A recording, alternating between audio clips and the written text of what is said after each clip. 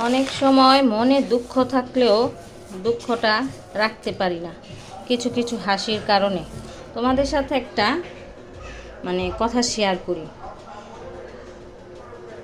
সকালে আমি কিছু সদাই আনতে গিয়েছিলাম আমার মহল্লার দোকানে, কারণ তোমরা সবাই জানো, যারা জানো যে তোমাদের ভাইয়া দেশে নাই, সব কিছু আমাকেই করতে হয়। তো অতএব সকালে উঠে আমার বাসা থেকে সবাই ওরা আসবে, তাই সকালে আমি চলে গিয়েছিলাম আমার মহল্লার দোকানে। তো সেখান থেকে সদাই আনতে গিয়েছি।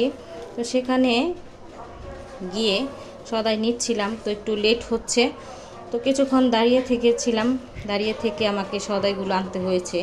আর একটা হাসির ব্যাপার, সেটার জন্যই তোমাদের সাথে এই ভিডিওটা শেয়ার করা। সেটা হচ্ছে যে একটা লোক দোকানে আসছে সে নিতে আসছে সিগারেট। পুরুষ মানুষ হচ্ছে এমন একটা জিনিস রে ভাই, যে সিগারেট খাবে মরার পথে যাবে, তারপরেও আবার খোঁজে সে কোন পথটা ভালো। মরতে যাচ্ছে কিন্তু তারপরও জিজ্ঞেস করছে এই পথটা ভালো না এই পথটা ভালো।